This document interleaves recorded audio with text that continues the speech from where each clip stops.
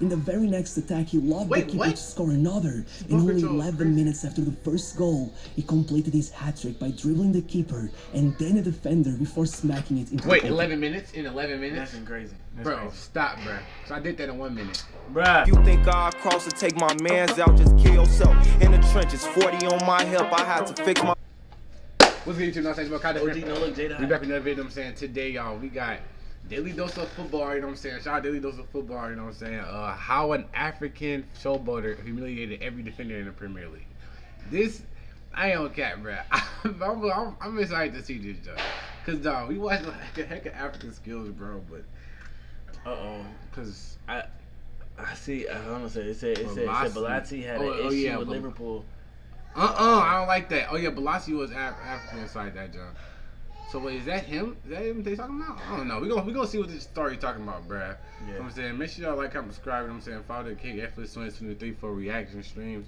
You know what I'm saying? I would enjoy the Discord, all that John. 40K on the way. Get to it.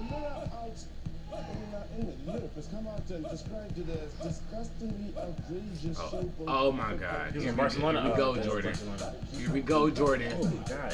It's sauce. Hold on, what the freak? Oh, hold on, real quick. Bro, this gonna be a wild video. Bruh, stop. Those all wasn't him, right? I hope not. African street football, showboating, whatever you want to call it. And the point is to beat your opponent in the most humiliating way imaginable. And if you're thinking, oh, no one could get away with that in Europe, you're very much wrong. Half of the clips you've just seen were taken straight from Premier League matches. This is Yannick Bolasie, the man who brought African showboating to England. Defenders just didn't know what to do with him. Half the time they were left dumbfounded trying to figure out what the hell he just done. The fans couldn't believe their eyes either. They just kept chanting, "Are you sure he went Brazilian?" Before tragedy struck, he was so good, people used to joke that he should be the first player to get 6-star skill moves on FIFA. No, stop. That's me. That's me. Don't you ever use that against me. You just ruined my happiness. Bro, that's me, dog. No. Those are reasons for you. You should be getting, bro. You should be getting glad. You should be getting inspired. 10 stars. Okay, now you ruined it. You can't ruin it. 10. You get. He became the second most expensive African player of all time. Look, if you think Jamie Vardy was a miracle, let me tell you, this guy wasn't far off. Despite growing up in England, by the time he turned 16, he had never even stepped foot into an academy. His real dream was to become a rapper. It was just that one day, according to Bolasie himself, he was watching Henri on the TV and thought to himself, well, I guess I could give it a try. But after only 4 months trying out for an academy, he just got bored of it. Instead, he gave up on all of that and went straight to playing for his local team in the 8th tier of English football, where they paid him £20 per match and gave him a free burger for every goal he scored. As you may imagine, soon Bolasie was giving up again. The plan was to go work for his girlfriend's father as a carpenter. After all, realistically, there were 0 chances he'd ever make it, except for one thing. You see, though Bolasie himself was actually born in France and not Congo, when he moved to England with his parents at 7 months of age, his African cousins came along and, well, let's just say this thing has to be genetic because 3 of them went pro, and they were serious ballers. In fact, you know Omana Lualua from Newcastle?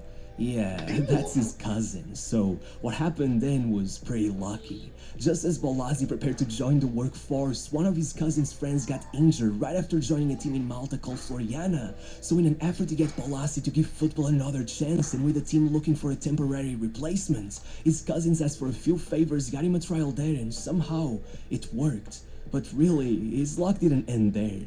Once he was alone playing in Malta, Bolasie didn't really know what to do with his free time. I mean, he clearly gets bored easily. But since he'd always known how to edit from back when he made rap music videos for himself, he started recording his matches and posting compilations of his own highlights on YouTube.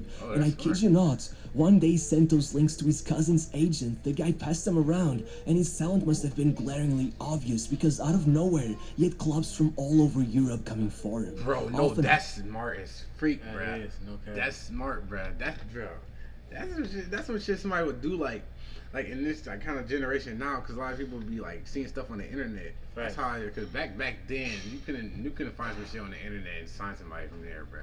That's what I was saying. That's how they found me. When I got 1 million views in 1 minute off my highlights. That's how Liverpool found me. Plymouth Argyle. It was unbelievable. In the end, they picked Plymouth because he just wanted to go back home, and after all, back then, they were doing better than Leicester. But once at the club, it was immediately clear they did not believe he had what it took to slide right into a championship team, so they kept trying to send him on loan, and it was harder than you may have expected. First came a trial at Dagenham in the 4th tier, but they sent him back. And with the transfer window coming to a close without him being able to find a proper club, irony struck, and he ended up going on a 6-month loan precisely to Rushden and Diamonds, the non-league, I guess you could say, amateur club, whose academy he had given up on a few years earlier. Thankfully, when the winter market came around, he managed to get himself a move to Barnet, and once there, not only did he start performing a lot better, but he was lucky enough that Tony Finnegan, an ex-Crystal Palace player turned agent, was on the stands watching, and once that match was over, he went up to his parents and told them, "I can make your son a Premier League player in 3 years." Only a few months later, Bolasie was already getting back from his loan, and even though Plymouth would end up not just getting relegated but going bankrupt, by then he had made enough of a name for himself that he managed to quickly sidestep to Bristol City before the ship sank, being signed for only £10,000, with their assistant manager claiming that it is unbelievable that a player like Bolasie was available at this price. This is a once-in-a-lifetime opportunity, and he wasn't. Man, wait, on 10,000 for chill out, bro. I would have signed him in 2 seconds. I would have signed him in 2 seconds, bro. Especially, bro, doing Kasi Flava skills, bro. Get on the team now. Later, with his team about to succumb in their relegation showdown against Coventry, it was Bolasie who came on late and scored a goal that damn near saved the club. And so, once the season was over, not only was he voted the club's Young Player of the Year, but he achieved all of that while legendary scout and at the time Crystal Palace manager Dougie Freedman watched him closely. And the result was simple. Only a year after arriving at Bristol for about the value of a used Honda Civic, he was being valued at £500,000, and now all he had to do was get Palace back to the Premier League. When he arrived at the club, they were sitting bottom of the table with 3 defeats in the first 3 league matches. The fans were already preparing for a crisis. Everyone could see how much they depended on Wilfried Zaha, so every manager would put 3 defenders on him, and it was done. But well, one of the first things Friedman asked Bolasie was whether he thought he could be as good as Zaha, and he replied, "I'll be better." By October, not only were Palace far from the bottom of the table, but with Bolasie and Zaha scrambling the brains of every defender who came in their way, they were already in the top 4 on their way to the promotion playoff. Wait a minute, Jordan. I thought that hit a fan. I thought that went to the ball boy. I didn't know that went in. I thought that went to the ball boy, bro. Stop playing with me right now, dog. Every defender who came in their way, they were already in the top 4 on their way to the promotion playoffs. As Bolasie himself said, "On my first season, nobody knew about me. Every defender concentrated on Zaha, so I was always free to do something special." For the rest of the year, he gave the club everything he had. It seemed nothing could stop him. Not when Dougie Freedman controversially left in the middle of the season. Not when the Congolese national team called him up. Even then, he said the only thing that mattered was getting Palace back to the top. And when the promotional playoff semi-finals did come, with Palace 160 minutes into the tie and still without a goal, it was Bolasie who pulled off some magic to put them in the final. But somehow, when the day came, he wasn't on the starting 11. He had sacrificed everything for that moment. He had helped them start Palace's second golden era. Hell, he was on the Championship's Team of the Year, and still, no matter what, when they won, he was there with a smile on his face, celebrating arm in arm with Zaha. That's just the kind of guy he was. He didn't just bring the flair, he had the work rate and mentality to go along with it. There was only one problem. He couldn't score.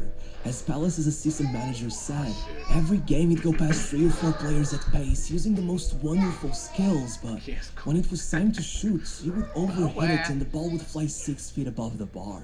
Just as it was becoming more and more worrying that Bolasie lacked any formal academy training, the next year, he went a full season without scoring. This would have been unacceptable for anyone. That's why he's not starting. Okay, when it came to Bolasie, it didn't matter.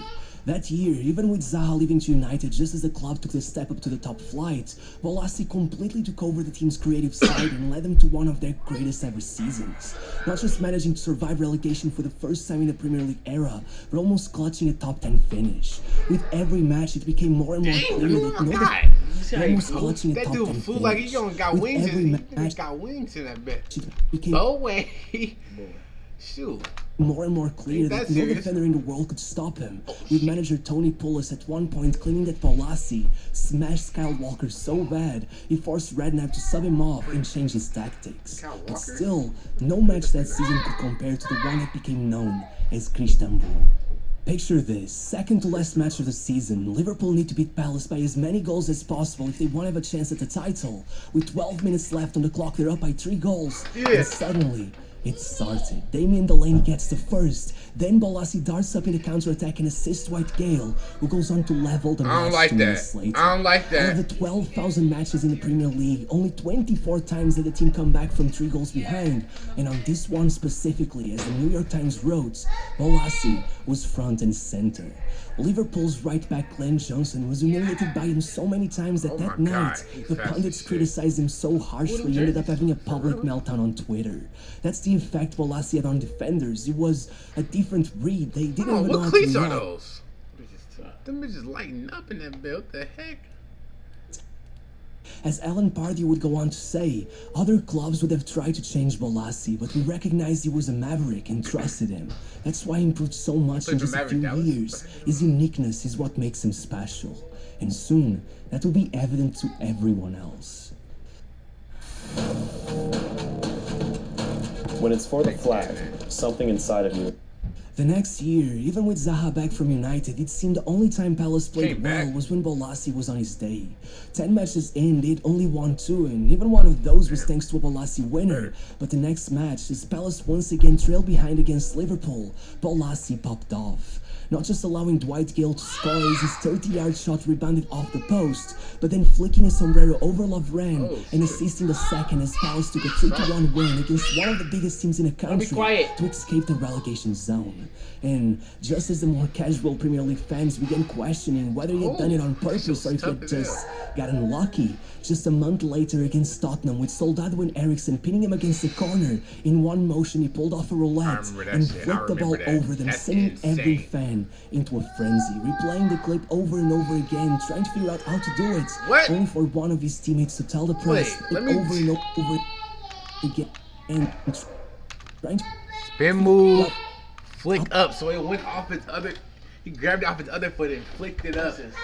Bro, the fact you could think of that, like when a defender is pressing you in the corner near fans, like what the freak?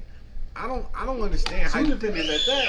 How you think of that, bruh? How to do it? Get it.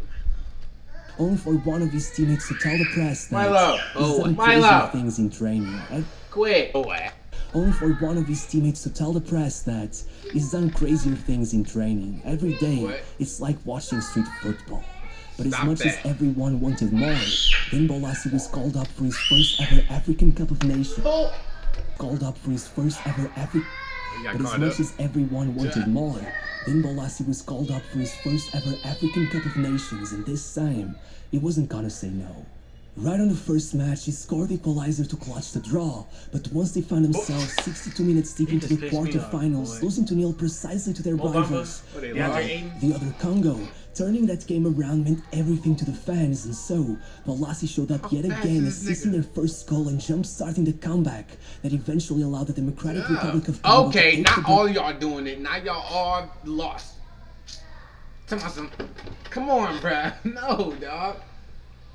No. I'm not messing with that. This kind of getting it. I'm not messing with that. Especially that one dude with the like Big E, dog. Goal and jump-starting the comeback that eventually allowed the Democratic Republic I'm like Southside on the track to take the bronze medal, their best finish since they had won the competition 47 years earlier. Damn. And guess what? Once the team of the tournament came out, aside from their goalkeeper, Bolasie was the only Congolese player to make the list. And if it seemed things couldn't get much better, then on his first game back in the Premier League, he came in late against Newcastle to assist the equalizer, then pulled off 2 incredible assists versus QPR, but nothing compared to what he did against Sunderland. After a goalless first half, midway through the match, Alan Pardew decided to try out playing Bolasie in a more central role, and he better not have shot that. I swear, Jordan. He better not have shot that. Something inside. He better not have shot this. 3 minutes in, he was already assisting Glenn Murray. 2 minutes after that, he had scored his first with a true striker's finish. In the very next attack, he lobbed the keeper to score another. In only 11 minutes after the first goal, he completed his hat-trick by dribbling the keeper and then a defender before smacking it into the goal. 11 minutes? In 11 minutes? That's crazy. Bro, stop, bro. So I did that in 1 minute. Bruh. The net. As he ran to celebrate, the fans began chanting, "It's like we're watching Brazil." And one thing is sure, that looked nothing like Crystal Palace. Not a single one of their players had ever scored a hat-trick in the Premier League, let alone one of the fastest in its history. I can't even imagine what would have happened had Partey not subbed Bolasie off so soon after his third goal.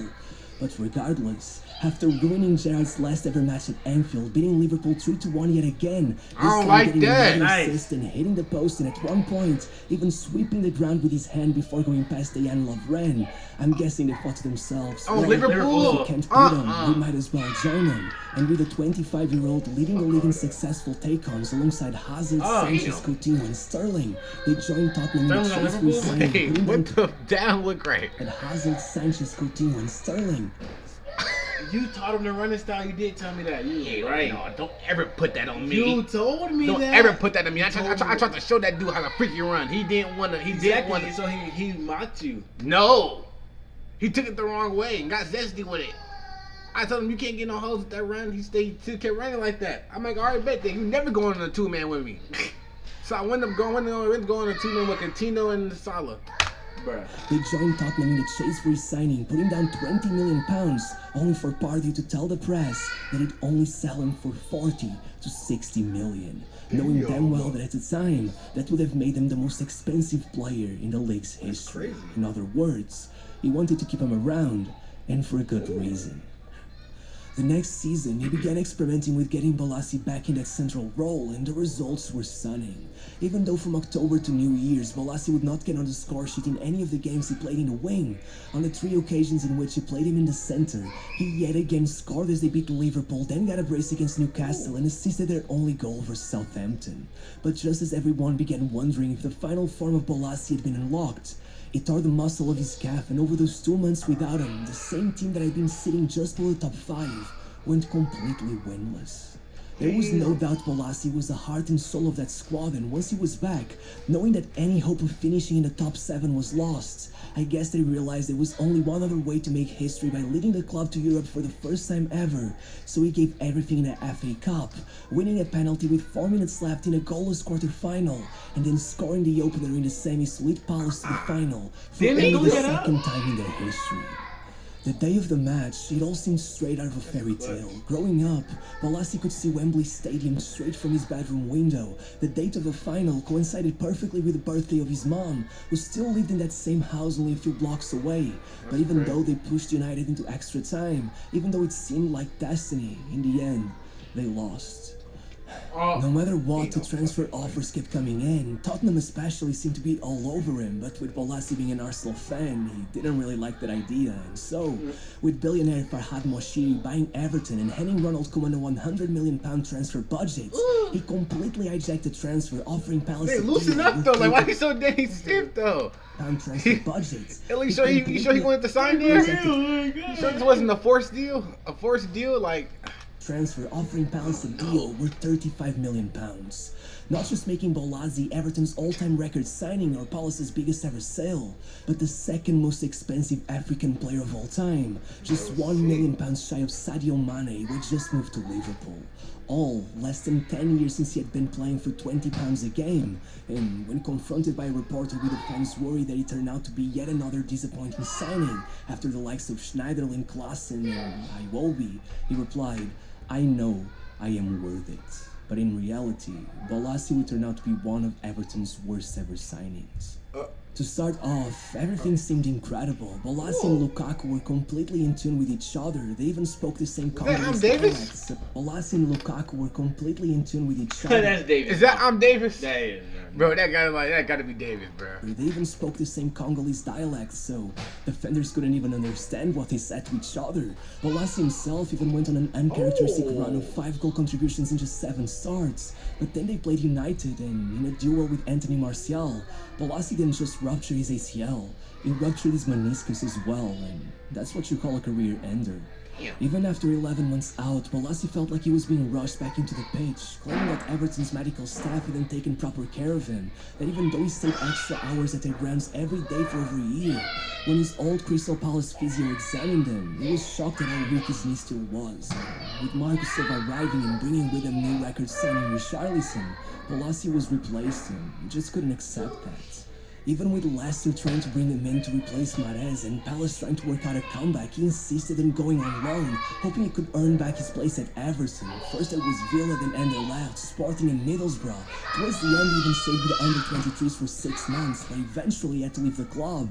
And at that point, between wages and his transfer fee, it cost him about £1 million for every game he had played. It seemed completely hopeless. But now, 2 years later, after a stint in Turkey's second tier and 2 months at Swansea, Bolasie signed for Criciúma in Brazil. The man with all the flicks and tricks left for the land of beautiful football. A few weeks ago, he led the club to an historic 4-0 win over Vasco da Gama. He scored, he assisted twice, he attempted a bicycle kick and did whatever this was. Suddenly, once more, the fans were chanting, "Are you sure you ain't Brazilian?" I really think that Bolasie may have finally found a home. Nah, he knew he was going to Brazil, bro. Yeah, he knew that. He was plotting the whole time. His whole career, he been plotting, dog. You know what you doing. He better not meet with Ronaldinho. Chill. Freak. Not even Don't get nowhere near, no. Don't even say what's up to each other. Don't even dap up. Freak. I don't want no encounters with all that, dog. But shoot, Bolasie, he was different. I ain't gonna cap. He definitely one of the craziest Africans in the Premier League though that ever been in the Premier League. Shoot, right. He went from getting freaking 40 pounds per game or something like that to getting like freaking $500 cheeseburger. For real, that's crazy, bro. They gave him a lunch meal. Free, he could have bought that junk.